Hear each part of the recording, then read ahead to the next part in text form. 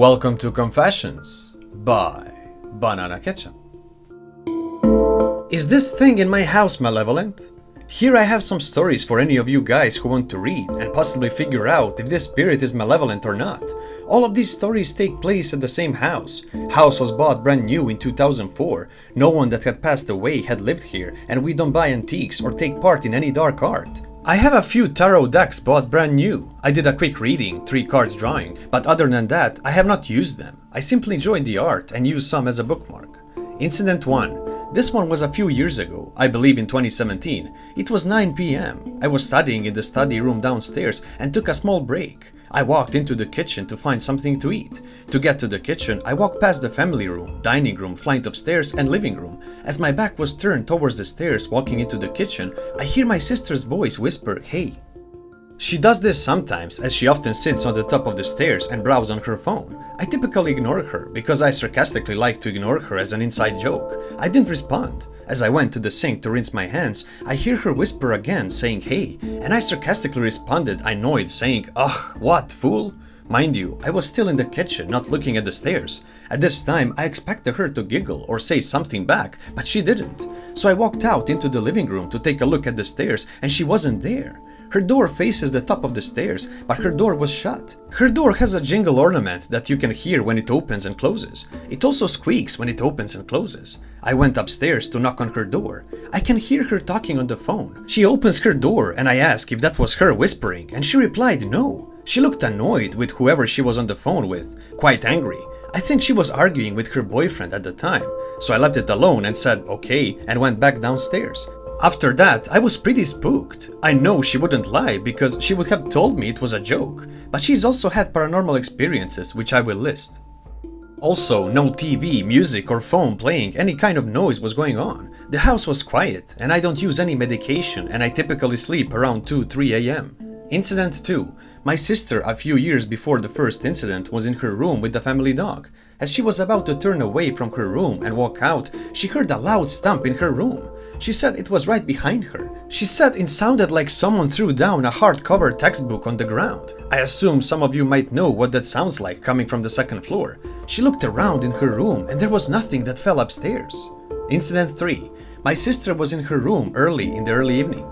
I believe she was lying down on her bed browsing Instagram on her phone. She heard me knocking on her bedroom door and she said that it was open. She heard the knocks again and she yelled that it was open. A few seconds later, knocks again. She went to open her door and saw that no one was there. Mind you, I do little pranks like similar to this to scare or annoy her, but this time I was not even home. Incident 4. It was around noon and during this time my parents are usually in the kitchen fixing something to eat. My dad was making some food before heading to work and my mom was on her iPad sitting on the counter. From this counter you can see the living room, stairs, game room by the stairs, my sister's bedroom door and the bedroom door next to hers. Open concept. My dad joins my mom at the counter to eat and he sees my sister walking from the bedroom next to hers and into her room. As this is happening, my dad says, "Hey sweetheart, the food cooked, come eat." But she only smiled at him and walked into her room without responding to my dad. My mom asked my dad, "Who are you talking to?" Rhea, fake name, my dad says. "She's not home, she's at school," mom said. My dad walked upstairs to check for himself and she wasn't anywhere upstairs and her car was also not home. My dad also said she was wearing dated lunging clothes she does not have, specifically a pair of green shorts with 2 white stripes on the side. Incident 5. My sister was on her way out to head to work. I believe it was around 9 or 10 a.m. and she said she heard my girlfriends laugh and say, "Babe, stop tickling me." She said it sounded like she heard it from my room upstairs. She assumed it was me and my girlfriend in my room teasing each other, so she left without suspecting anything until my sister came back home later on around 4 or 5 p.m. My sister noticed that only I was home and my girlfriend was not. She asked me if my girlfriend was here and I told her that I took her home last night. My sister thought I was playing with her, but I insisted that she was not here. My girlfriend sleeps over often. She asked me if I heard anything in the morning, and I told her that I didn't hear anything, and I was actually still sleeping by the time my sister was heading to work. Incident 6. This one is recent, 2 days ago actually. I was in the downstairs study room around 7 or 8 p.m. with the 3 dogs. I was on the computer studying and the dogs were sleeping in there. No music or video was playing on the PC or anywhere in the house. All of a sudden, right behind me in the study room, I hear and feel a stomp. This stomp shut the desk, and I could feel the impact rush through my body. All three dogs jumped up and were looking around confused. This stomp was so powerful, I thought it was an explosion nearby my house, but remembered how it was right behind me. I looked around the house downstairs and upstairs to see if something collapsed or fell or possibly exploded, but I didn't see anything damaged.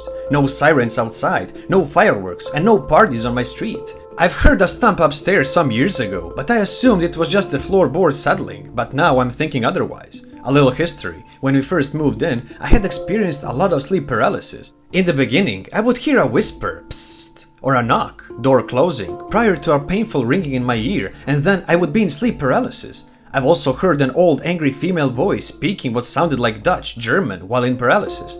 I experienced sleep paralysis all of middle school and high school, weekly and sometimes more often.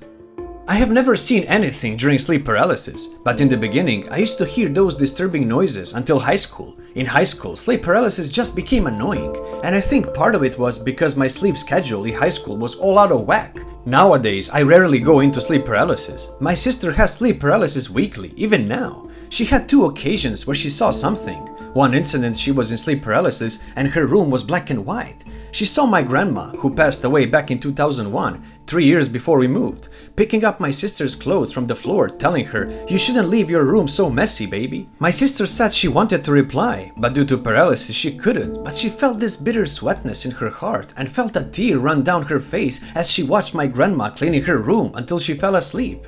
When she woke up, my sister noticed that all of her clothes from the floor were folded and lied on her TV dresser. Mind you, my sister and I do not fold our clothes because we usually hang them or pile them flat. My parents also hang most of their clothes, and they certainly do not fold ours or even go upstairs at all or rarely.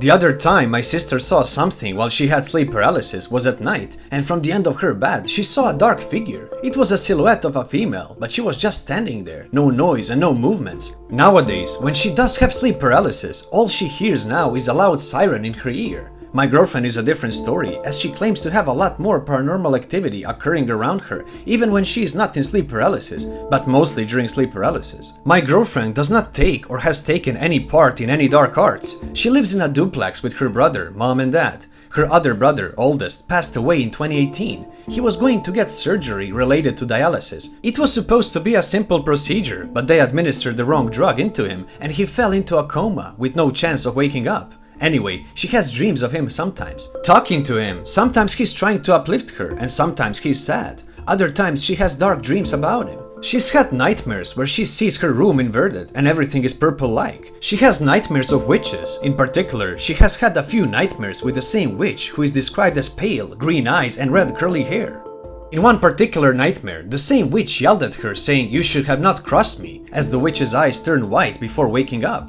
She has had nightmares before where she was assaulted. Lots of times she sees a dark figure in her room while in sleep paralysis. She has actually had sleep paralysis in my room last month and claims she saw a dark figure of a female. This figure's body was supposedly facing my bedroom door, but her face was turned towards my girlfriend. My girlfriend has also told me that she hears knocking, footsteps, and sometimes experiences a foul smell. I have confirmed that what she's smelling is sulfur after asking her if it smelled like hard-boiled eggs. Now, I don't know if it's the dated duplex that she's smelling, but she did mention that it's a smell that comes here and there and not something she smells all the time. She also says that she does not feel comfortable in her own home, that she feels something evil, particularly in her room. She has more about her history that I could mention, but I'll keep it at this. So my question is this thing in my house malevolent? Should I be worried or are we crazy?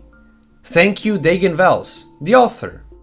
Thank you for watching, everyone. If you already haven't, subscribe to this channel so you don't miss any new episodes. See you again soon, and until then, please be safe.